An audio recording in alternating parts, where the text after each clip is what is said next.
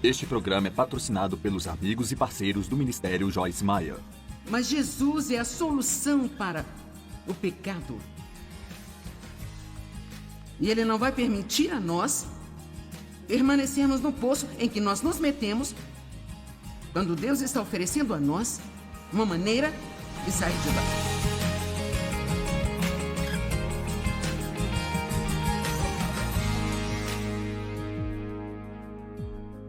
Davi era o amado de Deus, ele era chamado de o amado de Deus, e vamos dar uma olhada detalhada no pecado de Davi com Batseba. E eu acho que você vai entender e talvez ficar mais impressionado com a misericórdia de Deus do que antes. 2 Samuel capítulo 11, versículo 1. Então, na primavera, quando os reis deveriam sair para a guerra, Davi enviou Joabe e os seus oficiais com ele, todo o exército de Israel. E então eles derrotaram os amonitas e cercaram a Rabá. Mas Davi permaneceu em Jerusalém. Agora, apenas nisso aqui já há uma mensagem, porque era a época em que os reis iam para a batalha, mas Davi ficou em casa. Ele enviou todo mundo e ele ficou em casa. Sabe de uma coisa? Às vezes você pode ficar fora de problemas, sabe? Apenas estando onde você deveria estar quando deveria estar lá.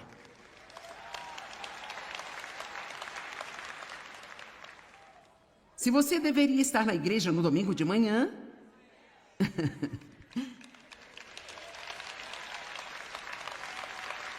vamos lá. Eu me pergunto quantas pessoas pretendiam estar aqui. Eu não sei, talvez quisessem voltar à reunião desta tarde. Eu não sei, talvez elas tenham comido demais, se cansaram e decidiram então voltar para casa. Bem, eu não sei, talvez elas acabem em algum tipo de confusão esta tarde, sofram algum tipo de tentação. E se elas deveriam estar aqui, então se elas estivessem onde deveriam estar, quando deveriam estar, poderia não ter que passar por essas coisas. É importante estar onde você deveria, quando deveria estar, certo? Quantos de vocês deveriam estar passando tempo com Deus todas as manhãs antes de sair para fazer qualquer outra coisa? Você tem alguma ideia de quantos problemas você evitaria durante o dia? Se você estivesse onde deveria estar todas as manhãs por certo período de tempo, não importa se forem 5 minutos apenas, comece o seu dia com Deus. Não tente começar sozinho, porque se você começar sozinho, você não vai gostar do jeito que o dia vai terminar. Sabia disso? Nossa força está em Deus. Então, numa tarde, verso 2, Davi levantou-se da cama e foi passear pelo terraço do Palácio Real, e de lá viu uma mulher tomando banho. Eu nunca tomei banho no telhado, mas aparentemente eles faziam isso na época. Eu acho que era um lugar legal para tomar banho, eu não sei, sabe? E ela era uma mulher linda agora, e eu não sei, mas eu acho que talvez Davi soubesse que as mulheres tomavam banho nos telhados. E talvez por isso ele tenha ido dar uma volta no telhado, eu não sei. Mas eu também nunca dei uma volta no telhado, então pode haver algumas coisas que acontecem lá que a gente ainda não sabe. Davi mandou uma mensagem e perguntou sobre a mulher e disseram, bem, não é esta Batseba, a filha de Eliã, a esposa de Urias, o hitita? Então não há engano aqui. Davi sabe que ela é casada. Ele sabe que ela pertence a outra pessoa. Ele não está onde deveria estar. Não estava na batalha. Na época do ano em que os reis iam para a batalha, ele ficou em casa. E ele estava no telhado, olhando para o telhado dela. Eu não sei. Nós vamos deixar isso para você e o Espírito Santo. Agora, eu achei o versículo 4 muito interessante. Davi mandou que a trouxessem e se deitou com ela. E o que isso significa? Bem, aqui não está dizendo que foi consensual. Diz que ele a tomou. Não me parece muito bom. Parece-me um abuso de poder da parte dele. E então, quando a trouxeram, ele se deitou com ela, e quando ela foi purificada de sua impureza, então, agora que eles estão vivendo sob as leis daqueles dias e aparentemente nesta situação, ela, como uma mulher casada, tendo relação sexual com ele, ficou impura, e então ela teve que passar pelos rituais de purificação antes de voltar para casa? Bem, adivinhe, seu pecado sempre te descobre. A mulher engravidou e mandou dizer a Davi, eu estou grávida.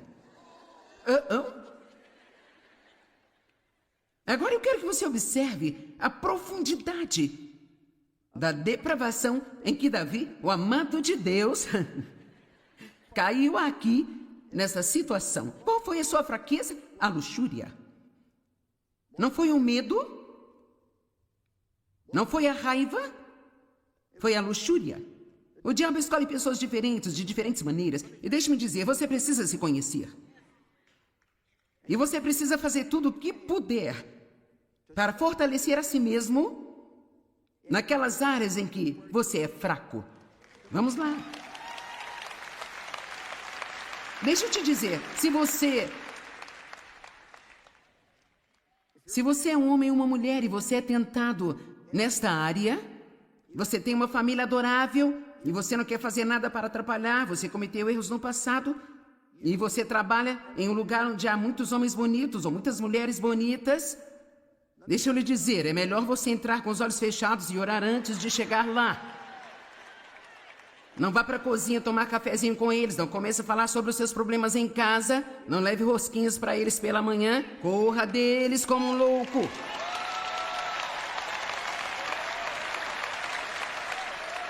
Nós não, sabe, quantas pessoas se perguntam, como eu cheguei aqui? Como isso aconteceu comigo? Bem, um pouco de cada vez. Tantas pequeninas doses de engano e então nós vamos de pouco a pouco nos comprometendo, sem prestar atenção ao que o Espírito Santo está dizendo a cada passo do caminho. E antes que você perceba, você está tão confuso que acaba perdendo coisas em sua vida que são muito preciosas para você. Vamos ser mais espertos do que fomos no passado. Amém? Verso 6. Então Davi mandou uma mensagem a Joabe dizendo, envie-me Urias o Hitita. Assim Davi mandou chamar o marido dela. E então Joabe enviou Urias a Davi. E quando Urias chega, Davi começa a conversar com ele. Porque ele tem um plano aqui. Ele quer levá-lo de volta para casa, para passar algumas noites com a esposa, onde ele espera que Urias tenha relações sexuais com ela, para em seguida parecer que ela ficou grávida do seu marido, e assim Davi estaria livre. Então nós vemos conivência, engano, pecado, em cima de pecado, em cima de pecado. Então quando Urias chegou, Davi perguntou-lhe como estavam Joabe, como estavam os soldados. Ele perguntou como estava indo a guerra. Não que ele se importasse com isso, ele estava de conversa fiada. Então Davi disse a Urias, bem, vá até sua casa, lave seus pés, passe algum tempo em casa. Urias deixou o palácio do rei e logo lhe foi mandado um presente da parte do rei. Deixe-me lhe dar um presente enquanto você está nisso. Mas Urias, que era obviamente um homem muito íntegro, um homem de caráter, um homem de lealdade, dormiu à entrada do palácio do rei com todos os guardas do seu senhor e não foi para sua casa. Quando os servos disseram a Davi, bem, Urias não foi para a casa dele. Davi disse a Urias, você não veio de uma longa jornada, por que você não foi para a sua casa, Urias? Agora vemos o caráter de Urias. E Urias disse a Davi, a arca e os homens de Israel e Judá repousam em tendas, abrigos temporários, e o meu senhor Joabe e os seus soldados estão acampados ao ar livre. Como eu poderia ir para minha casa, comer e beber e deitar-me com a minha esposa? Juro por teu nome e por tua vida que eu não farei uma coisa dessas. Em outras palavras, ele está dizendo, os meus irmãos estão sofrendo, a arca de Deus foi capturada, o nome de Deus está sendo profanado e eu não posso simplesmente sair e me divertir enquanto todos ainda estão tendo dificuldades. Eu não faria isso. Verso 12. Então Davi disse a Urias, bem, fique aqui hoje também e amanhã e eu mandarei você de volta. Então Urias permaneceu em Jerusalém naquele dia e no dia seguinte também. Agora Davi ainda não terminou. Davi o convidou para jantar e comeu e bebeu com ele para que ele se embriagasse. Alguém está vendo isso aqui? Este é Davi, aquele que escreveu a maioria dos salmos. O amado de Deus, que todos nós admiramos tanto. Salmo 23, o Senhor é o meu pastor, nada me faltará. Vamos lá. E ele comeu e bebeu com Davi, até que se embriagou, e à tarde, porém, ele saiu para dormir em sua esteira com os guardas do seu senhor, e assim então ele não foi para casa. Eu aposto que Davi ficou nervoso. Agora, sabe, de maneira alguma estou humilhando Davi. Ele era um grande homem de Deus e, sabe, se você está entendendo o que eu estou falando de maneira errada e quer me escrever a respeito disso, sabe, eu estou tentando levantar uma questão prática aqui, a de que ele era um homem comum que se tornou um grande homem de Deus, mas ele não era um homem perfeito. Amém? E aparentemente, ele acreditava que Deus era maior do que o seu maior erro. Eu acho que é preciso uma coragem inacreditável. Apenas absolutamente inacreditável. Para simplesmente fazer algo que você não sabia fazer. Você se decepcionou tanto consigo mesmo, você decepcionou outras pessoas, você machucou outras pessoas, e ainda assim, você dizer: eu me levantarei e voltarei para o meu pai, e ele me curará e me restaurará mais uma vez. O que o filho pródigo fez? Ele teve uma vida tão ruim, ele viveu com os porcos. Desperdiçou toda a fortuna do seu pai, e a Bíblia diz que ele voltou assim. Eu não sei, talvez alguém esteja me ouvindo agora e você está assistindo do seu sofá ou da sua poltrona reclinável. Uma vez, quando eu estava pregando, eu disse: ei, você aí, recostando-se em sua poltrona, bebendo esta cerveja. E nós temos esse testemunho, um jovem que estava na casa dos 20 anos estava fazendo exatamente isso. Ele foi viciado em drogas por um longo tempo, e ele disse: quando você disse isso, assustou-me tanto, Joyce. Ele disse: então eu fiquei sóbrio e eu aceitei Jesus na hora.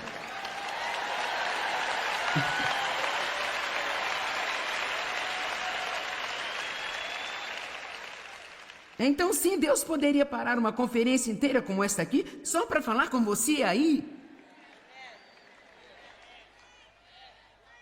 Para que você saiba que não é tarde demais. Você pode tomar uma decisão agora mesmo e começar a desfazer os efeitos de todas aquelas decisões ruins que você tomou no passado. Amém? Deus trabalha no ramo de dar esperança às pessoas e não de condená-las. E nós não estamos pegando leve com o pecado. Precisamos estar muito arrependidos, precisamos ser rápidos em nos arrepender, precisamos sentir muito pelas coisas que nós fizemos de errado. Mas Jesus, ele é a solução para o pecado. E ele nunca vai permitir a nós permanecermos no poço no qual nós nos metemos, quando Deus está oferecendo a nós uma maneira de sair de lá. Todo mundo vai condenar você e colocar uma tampa no seu poço, mas Jesus é o único que virá e te levará para fora.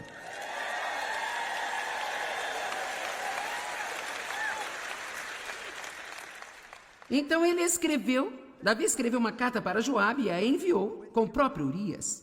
Ele escreveu naquela carta, versículo 15: põe Urias na linha de frente, onde o combate estiver mais violento, e deixe-o para que ele possa ser ferido e morrer. Uau!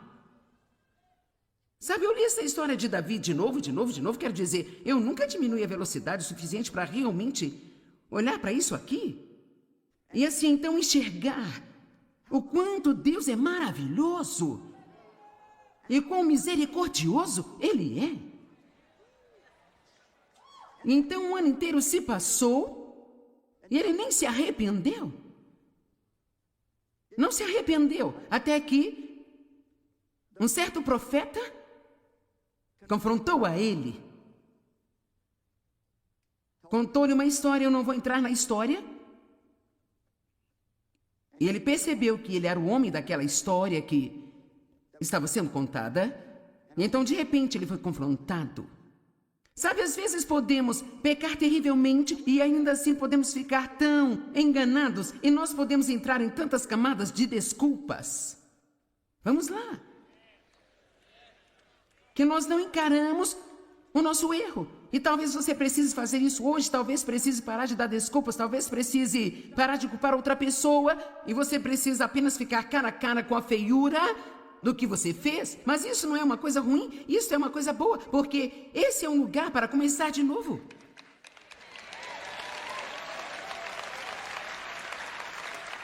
Mas você não pode começar de novo se não estiver enfrentando a verdade sobre onde você está agora. Vocês conhecerão a verdade e a verdade vai deixar vocês livres. Saia desse poço e pule a viagem da culpa. Bem, esse homem acabou se tornando um dos maiores heróis da Bíblia. Quando você pensa em Davi, você não se lembra de tudo isso? Eu nem gosto de chegar aqui e trazer isto, porque eu gosto da imagem que eu tenho de Davi, que está além de tudo isso. Mas isto me mostra como Deus é incrível, e eu espero dar esperança a muitas pessoas que nesse momento se encontram em uma situação ruim e acreditam nas mentiras do diabo de que é tarde demais para você. Agora, houve consequências para o seu pecado. Eu não estou dizendo que não houve. A Bíblia diz que Davi nunca mais teve paz em sua casa depois desses acontecimentos, sabe? Com certeza houve consequências, e é o que precisamos lembrar sobre o pecado. O pecado sempre pode ser perdoado.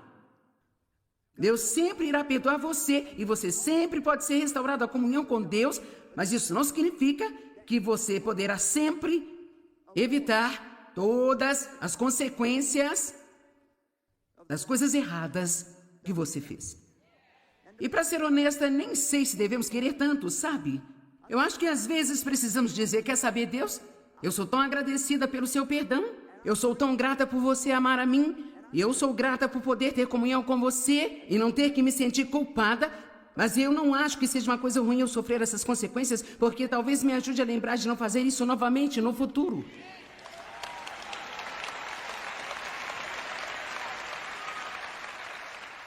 A Bíblia diz em Provérbios que se o seu servo não sentir as consequências do seu erro, então ele fará isso novamente. É por isso que você não pode criar os seus filhos e nunca lhes dar uma consequência por qualquer coisa que eles façam de errado e esperar que se comportem apenas porque você diz a eles. Eu sempre dei aos meus filhos a minha palavra primeiro, mas se isso não funcionasse, eu tocava nas suas circunstâncias.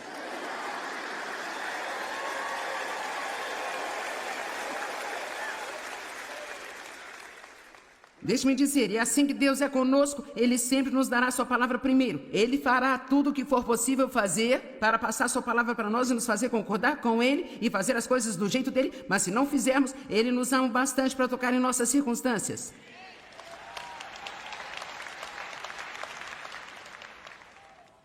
E sobre Pedro? Cara, a fraqueza de Pedro era o medo. A de Moisés era a raiva. A de Davi, a luxúria. A de Pedro era o medo. Pedro negou a Cristo 3 vezes. Ele mentiu por 3 vezes. E apesar disso, ele se tornou um dos maiores apóstolos na Bíblia. Um homem que é respeitado. Nós ouvimos os seus ensinamentos, lemos as suas epístolas. Deus usou Pedro grandemente. Lucas 22, 54. Então eles o prenderam e o levaram, levando para a casa do sumo sacerdote, e Pedro estava a uma certa distância. Bem, essa palavra distância já nos mostra o problema. Assim que começaram os problemas, Pedro recuou e seguiu a distância. Ele não queria que ninguém soubesse que ele conhecia Jesus. Ei, você tem que ter cuidado em estar no mundo e tentar seguir Jesus à distância, sabia? Vamos lá, uma mensagem aqui para alguém. Você vai à igreja no domingo de manhã e é muito cristão quando está com seus amigos cristãos? Mas o que dizer do resto da semana no trabalho?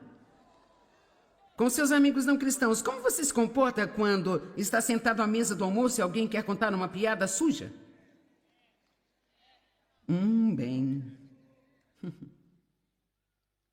Ou como você se comporta se você se encontra na mesa do almoço no meio de um monte de fofocas do escritório? Bem, eu vou deixar isso para lá. Vamos continuar. Você sabe do que estou falando, certo? Então nós podemos começar a seguir Jesus à distância. Nós não queremos parecer muito religiosos. E quando acenderam uma fogueira no meio do pátio e se sentaram, Pedro sentou-se entre eles. Bem, em primeiro lugar, o Salmo 1 diz: não se sente para descansar e relaxar com os escarnecedores?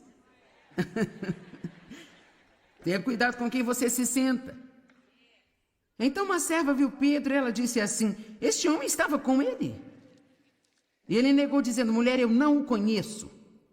Mentira número 1. E um pouco mais tarde alguém o viu e disse: sim, você é um deles. E Pedro disse: homem, eu não sou. Mentira número 2. E depois de um intervalo de cerca de 1 hora, ainda outra insistiu, dizendo: certamente este homem também estava com ele, pois ele também é galileu. Mas Pedro disse: homem, eu não sei a respeito do que você está falando. E imediatamente, enquanto ele ainda falava, o galo cantou. E Jesus já havia dito a ele que o galo cantaria e que ele o negaria 3 vezes. E Jesus disse: Pedro, eu tenho orado por você. Mas em vez dele dizer: oh, obrigado, Jesus, eu preciso disso, eu sou fraco e sem a sua ajuda eu vou desmoronar. Em vez disso, Pedro disse: eu nunca faria uma coisa dessa, Jesus. Eu nunca faria uma coisa dessas. Eu morreria com você. Agora veja, há muitas coisas nessa história, mas eu acredito que uma das razões pelas quais Deus sentou-se e deixou isso acontecer é porque, na verdade, ele queria Pedro, ele tinha que se encontrar. Veja, às vezes nós podemos pensar mais de nós mesmos do que deveríamos, e isso nos afasta do nosso destino. Então Deus apenas recua um pouquinho, e assim Ele nos deixa falhar, e nós temos que nos encontrar e perceber o quanto precisamos de Deus.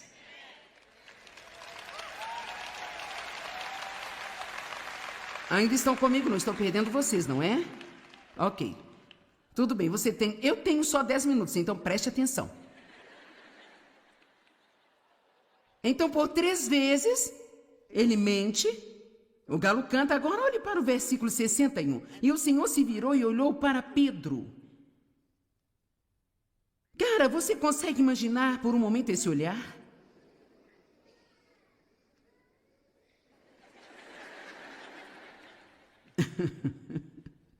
Sabe, é como sua mãe.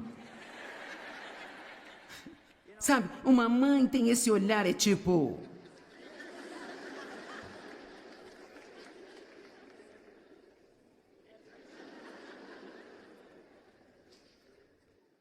Mas eu realmente não acho que Jesus tenha olhado para Pedro com um olhar de raiva. Eu acho que o olhar de Jesus provavelmente foi triste,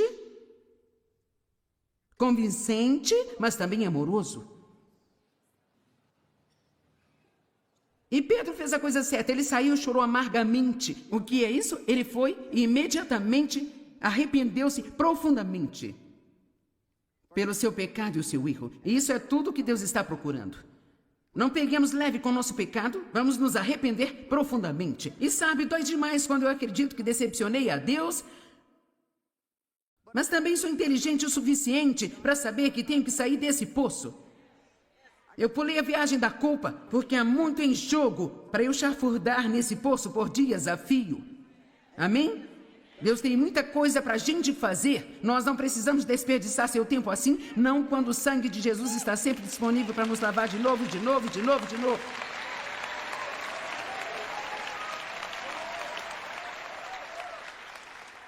A Bíblia diz que Jesus sentou-se à direita de Deus e continuamente está intercedendo por nós. Bem, você sabe o que eu descobri? Meu cérebro rápido, como o Raio me disse isso. Se ele está continuamente intercedendo, é porque preciso continuamente disso. Alguém acredita nisso? E eu fico tipo assim: continue orando, Jesus. Eu preciso disso. Bem, não importa em que tipo de poço você possa estar hoje, Deus está ali para ajudar você.